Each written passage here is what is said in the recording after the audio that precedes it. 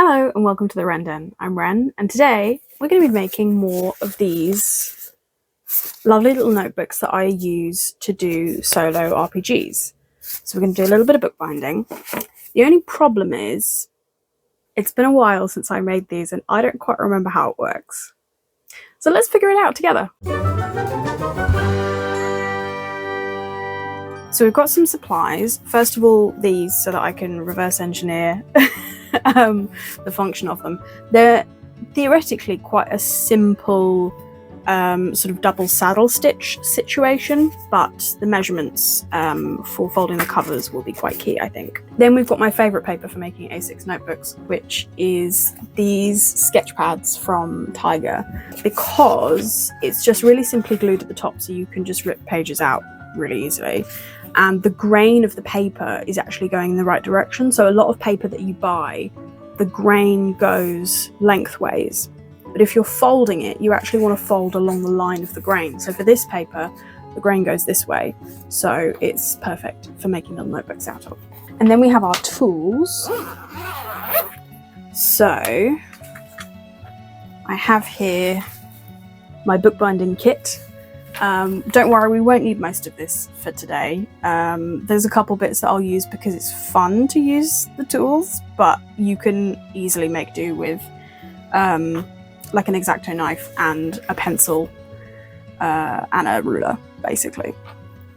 I've also got an X-Acto knife for cutting and a cutting board for safety.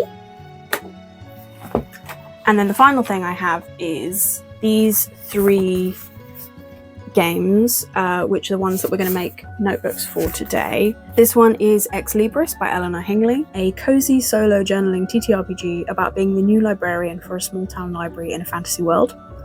A group of pixies mixes up the library card catalogue and you have to fix it. That sounds fun. Then this book called Scribe by Frederick Walker, which is a solo journaling game about being the last of a line of scribes during the Bronze Age collapse. So very different mood. And this final one, To Honour and Obey by Laurie O'Connell. I actually have played, I haven't filmed a version of it, but I have tried it out and really enjoyed it. It's about being an Arthurian lady left at home while your husband is off, like doing crusades or, you know, quests or something. And you have to survive amongst a sort of unfriendly environment. So three kind of quite differently toned games, but I think they'll make for a really cool extra additions to my little notebook selection. So let's get started. So the first thing we need to do is examine these notebooks and work out just how many pages, first of all, we've used. So I know that we've got 2 for the cover that have been trimmed down, I think. There we go. Use that. Oh, it's not been trimmed down at all. Brilliant, that's much easier. Yeah, so that's just a full page, 1 each for each cover. And there'll be this one at the back like that.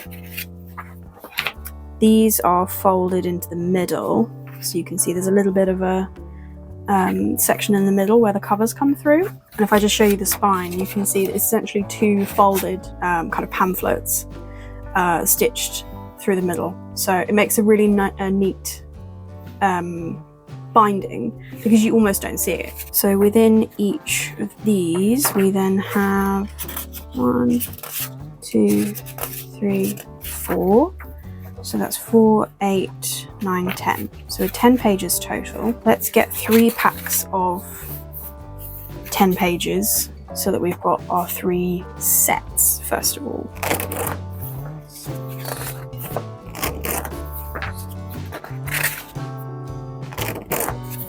Okay, so I think what I'm actually going to do first is make what we call the book blocks, which is the pages basically inside the covers. So we're going to need 4 pages for that, and just really straightforwardly I'm gonna fold it in half. So I'm holding this edge firm with my hand so that it doesn't slip, and then right, so that's where we want it to line up. We're going to need a bone folder to just make that a really neat fold there, and then we just do that once more. 1, 2, 3, 4. And I'm using the flat first because if you go straight in with the sharper edge, it tends to crease it, and then I'll just use the sharper edge to really make that a nice crisp fold. So we've got our 2 book blocks, and then for the covers, I think what I might do is measure 8.5, because why would I have ever done a round number? And then we've got, I think that's going to be 1.5 once it's through the fold. So I'm going to need a little pencil. Okay, that really is a little pencil. This is the closest I've ever got to finishing a pencil. I think I had this from school. You can tell from the destruction of it. I'm kind of determined to finish it. So we're just measuring 8.5.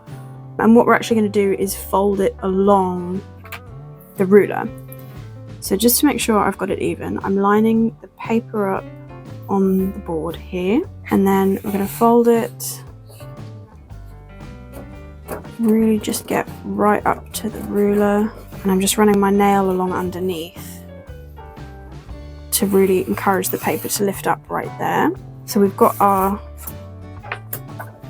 draft fold there, so we can just follow that. I'm just looking at this edge here so that the cover is not too off. And then once we're happy with that, fold that. I'm going to open it back out again just to give myself a bit more room, and then we're going to do exactly the same for the 1.5 on the other side. I don't know if you can see, but there are several cat scratches on both of my hands. It was not a violent attack. One of the cats did not realise I was on the chair and jumped on it with all of her claws out. It's not her fault, but boy did it hurt. And then it really does help to have nails at this point, but if you don't have nails, you can use the bone folder to tuck underneath and fold. I find with my going in with my nails first, I get slightly more control over the fold, but that's just preference. There we go, so there's our cover. You can see that will fold in like that. The book block will go in there, and then once the book block's trimmed down, the cover will have a room to be a little bit protruding like it is on this one. So we're going to do one more cover. I think basically I'm going to treat this whole one like an experiment, and then once we've proved that this works and that I do actually know what I'm doing, I will do the other 2 at the same time and just factory line them, because I've always found that to be slightly more fun. So 8.5, and I'll do this one with the bone folder just to line up my marks. So then I'm just going to tuck the bone folder under this edge and run it almost flat, as close to where the fold is as I can get, and then just fold it over like that, and that gives you the fold. And then, like I was doing before, I'm just going to finesse it based on how the fold is lining up at the bottom. And then we've got each end there. And then we just do our 1.5 on the other side.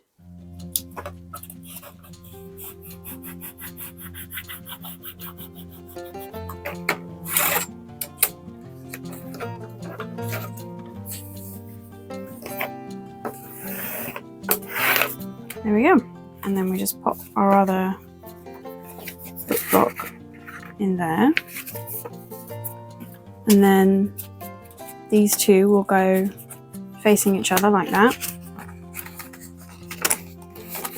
And then broadly, notebook. Obviously we still have to do the stitching, but for now what I'm actually going to do is fold out one of the sides that I'm going to use as the front cover, and then basically I find stuff in and around the book to trace. So To Honour and Obey is a little bit tricky because the cover is too wide for this. Even if I did a cool sideways, I don't think it would quite... Oh, it would just about fit, maybe. So I could do a cool sideways one. Okay, it just fits. So we're just going to try and trace this.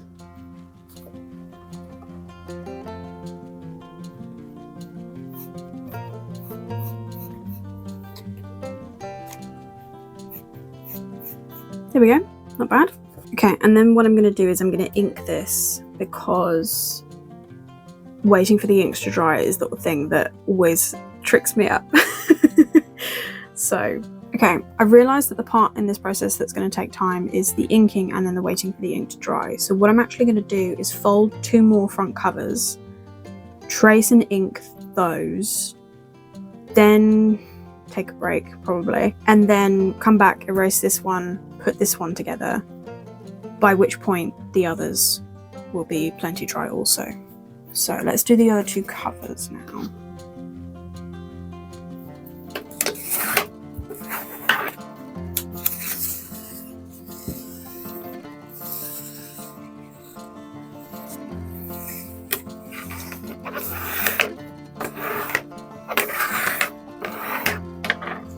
There we go. So this one I think will be fairly straightforward. I'm just gonna trace this, I think, and maybe like a line of the cuneiform. I'm thinking actually I might put it down here. I don't know if you can see through the paper.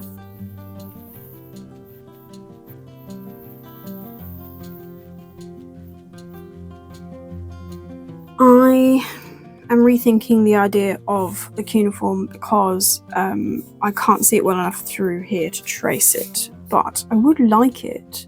So I think what I'm going to do is measure this.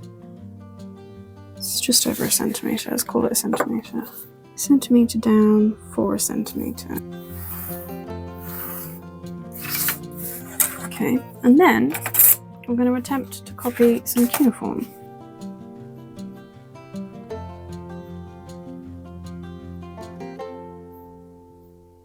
Well, I don't think that's too bad. Now I just got to repeat it. No big deal.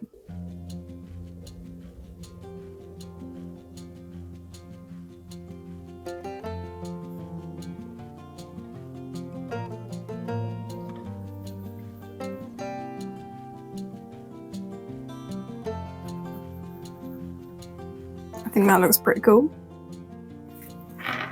And then finally, we have Ex Libris. So I think for the moment, because the cool thing about these is you can always come back and just unfold that part and draw more if you want to.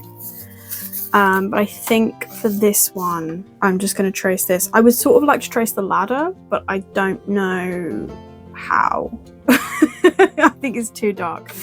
Yeah, it's just not going to show through the paper. So we're just going to do... I mean, honestly, I'm going to struggle with the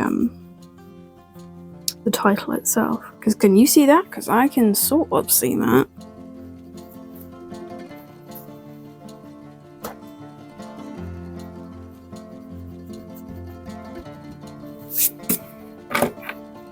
Do you know what? I really can't see what I'm doing on this one.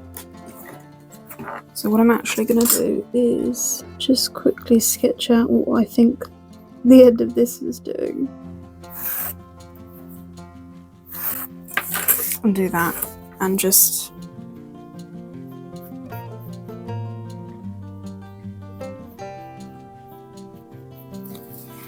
there we go. That's pretty good for copying rather than sketching.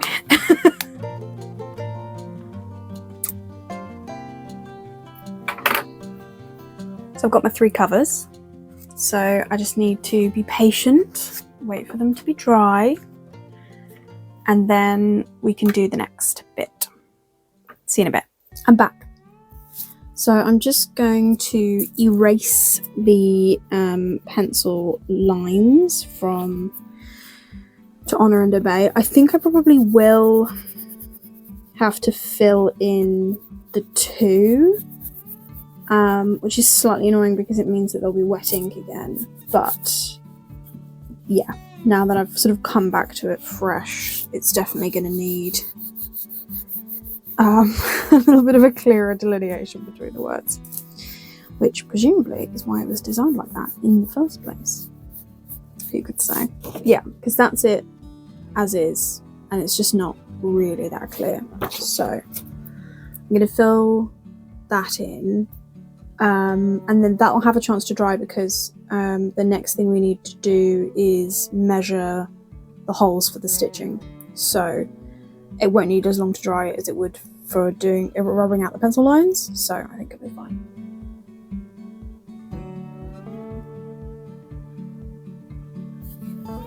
There we go.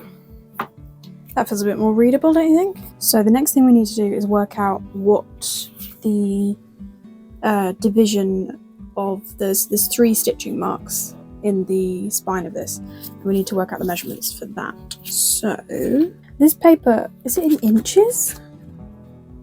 Okay, in inches this paper is 5 8/10 long or wide, and in centimeters it's 14.8 and a half. Why? So past me clearly decided that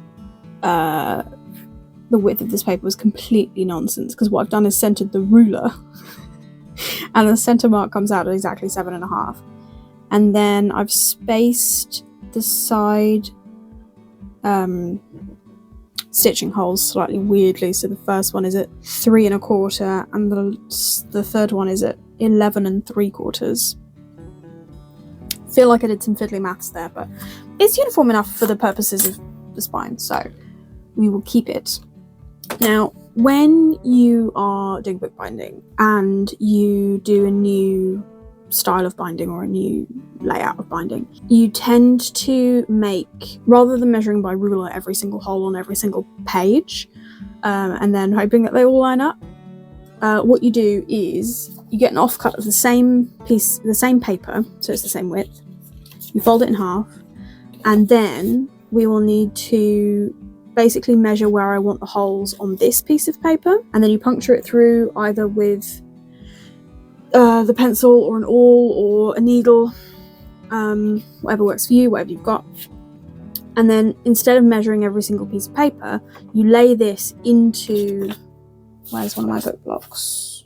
You lay it in the middle of where you want the puncture holes to be, so that will go in there. And then you just punch through the holes that you've already punched through to get everything to line up perfectly. I can't find my old collection of these, which is going to be somewhere, so we're going to have to make a new one. So that's useful because I can show you how it works. This is our template, and then I'm going to make, it doesn't matter by the way when you fold this, the lines don't have to line up exactly. What matters is that this fold is the same height as the folds in the notebook that you want to make, or the book that you want to make. So the highly unscientific centering the ruler on the page rather than measuring precisely from there to make it technically add up to 15, so that we can make our center marker 7.5. And then this mark was at 3.75, and this mark was at 11.5, and it's 11 3/4 there. So then what we need is my favourite bookbinding tool, the awl, AWL, and basically it's just a big punch. Just a big spike. So what we're going to do is we're going to line it up with the mark here, and then fold the page and punch through. And on the template you can make quite large holes because you are going to end up going through it and through it and through it, so there's no harm in making large holes. And we're going to do that for either side. Make that a bit bigger. And then this one. There we go. And then what we do is we label which end is the top. Now this is slightly arbitrary on this one because in theory this is symmetrical. But if there's any inconsistency with my measuring, keeping the same bit at the top for every measurement for every piece of paper will keep it consistent so that it will all match when we're done. So we're just going to put the template inside, line it up. So just line it up with the hole we've already made, fold it down, and push. And then we do that on either side. Just make sure I'm lined up. And folding the page down to push through just means that the hole's nice and neat. If you leave it open, it's liable to get a bit messy. So now we have to remember, this is the top. So what I'm going to do for every bit that I've punched through, I'm going to fold it down like this. This is still the top, and I'm going to put it next to my work area that way up. And then everything else that goes over there will happen in the same order. And then as long as I am paying attention, I mean, given that this is symmetrical, it shouldn't be too bad if it gets out of whack a little bit. I forget which way is up. But, you know, best practice is to remember how it works. So.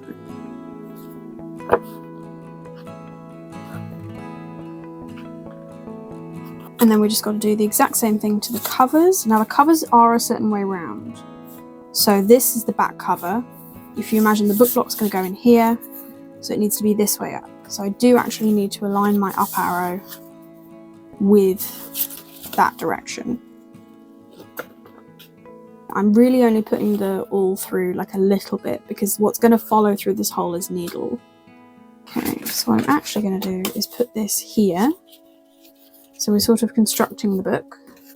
And then the final one, I'm just going to remind it of its folds gently. And then this is the front, which is going to go like this. So this is up for this way. And then I'm just going to fold that in there. And broadly, that's what it's going to look like. So the next thing we need is thread and a needle, and then I need to reverse engineer what order I sewed it in because it's a double pamphlet stitch. The end, I think, the end ends up inside one of the folds rather than in the middle, which is what it would for a normal pamphlet stitch. So I know where I need to start and end, which is helpful. I'm pretty sure I remember how to do this, but it might get a bit chaotic. So this is my thread. It is Coates Barber linen number 25 3-cord. I use it for everything that I do because I make basic stuff. But if you're making more complicated things then, or like artistic things, then obviously, I mean, I've used embroidery floss for some things, but this is my really good kind of bog standard one. For the needle, we've got two options. We could do curved needle or we could do straight needle. Now, for these, you're not trying to do anything complicated. What you end up doing is holding it flat like this, so the cover is here, and you sort of opened out both book blocks, if that makes sense, and you're sewing straight through there. So we're going to use a straight needle. The curved needles are better for when you are binding with the book closed, which maybe I'll do one of those at some point. Or show you the ones that I've made anyway. So I'm going to use this needle.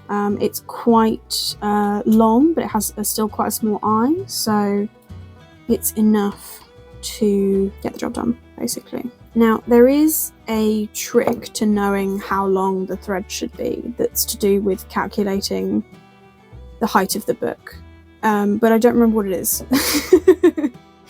So what I'm going to say is 4 times the height.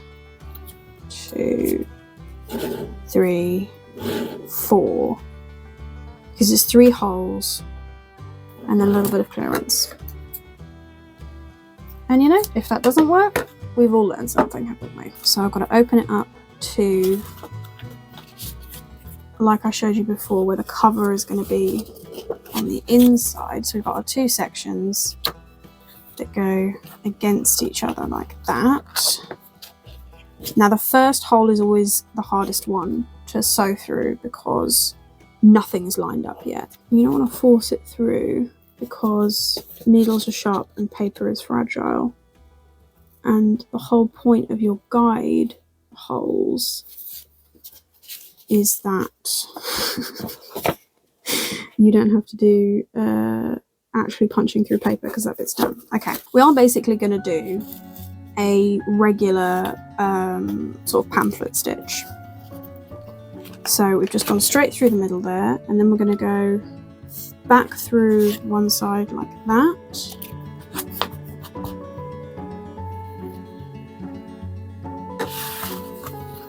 So now we've got 2 in, it does start to get a little bit more straightforward because it sort of starts to naturally line itself up. Then we're going to go back through this hole and loop around like under here to here, and then I think that's it. But I'll wait till I get there to be 100% confident that that's true. Don't be worried about having a long tail here, by the way, because we're going to need it to tie up at the end, so it's all good. But do try and make sure the thread stays nice and taut. And then I'm just going to go back through this hole. So bookbinding is actually the thing that I would say I have the most kind of formal training in when it comes to crafts. I did like a 10-week course a few years ago at CityLit, which I absolutely can recommend if they're still doing it, which was like make a bunch of different books, sort of get a handle on a bunch of the basics, try some weird stuff, and then at the end it was kind of a free project, like what do you want to redo, what do you want to have another go at from what we've learned. And it was really cool. I really enjoyed it. And then I sort of launched straight into my masters from there, so I didn't really do a lot of bookbinding after I'd spent quite a lot of time and effort on learning how. But you know, happens, and you know, those skills stay with you, it's never a waste. Okay, so we've got both threads back out this side. And basically I'm just going to tie a knot. Now you want the knot to be kind of on the middle, so I'm just tying it tightly there. I'm just going to do a double knot, really straightforward. You can do a fancy knot if you wanna, but the double knot works absolutely fine for the purposes of this. Just going to cut off, leave a little bit of a tail.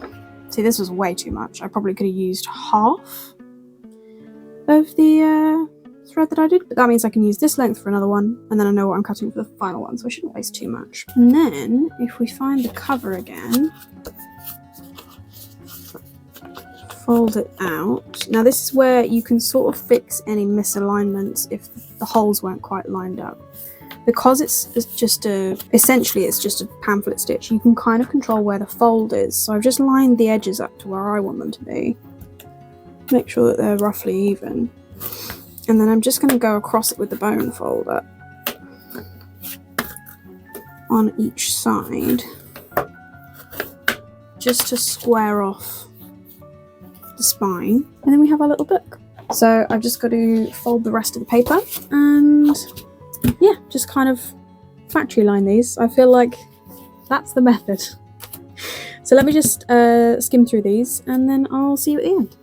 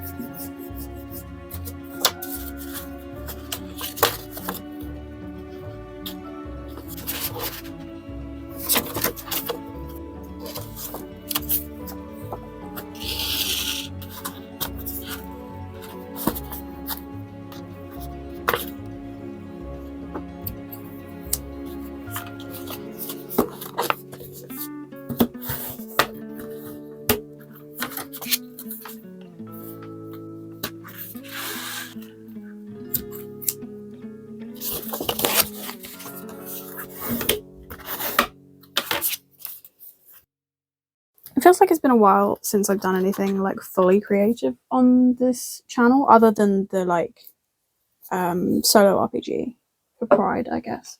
But yeah, it feels like it's been a lot of like practical stuff and like sorting and organizing recently, which I like doing, don't get me wrong, but I'm glad that we could do something today that was a little bit more just making something. Look at all of these. That's a good collection, I think. And I've probably only played, I think I've only played one of these. No, I've played two of these with you. So watch this space, because I definitely want to show you guys To Honor and Obey. I really enjoyed that. I thought that was really clever. And we used to play Anamnesis all the time, so I should definitely play that one with you guys. And A Visit to San Sibilia as well, particularly, I really liked. So I shall not give you any promises, because solo RPG vibes come upon me simply when I have less to do, and I'm getting very much back into world building at the moment, so I'm very distractible. But yeah, I hope that was sort of follow-onable, coherent. I hope that you could potentially make your own little notebooks from there. These are they're a really nice size, I think. Obviously it's 4 and 4, so it's what, like 32 pages or something, which I think is a really nice size for this sort of thing, where it's like I'm never going to fill a whole like big notebook with any of these as individuals, but it's kind of nice that each individual game is in its own little place, so I really enjoy it. Let me know if you've got any questions about bookbinding, because like I said, I did do a whole course about it, and if anything was unclear in this video about like what tools are, or techniques or anything, then let me know. I probably will do more bookbinding at some point. So yeah, otherwise, thank you very much for watching. Feel free to like, subscribe, comment, all of that jazz, and take care, and I'll see you on the next project.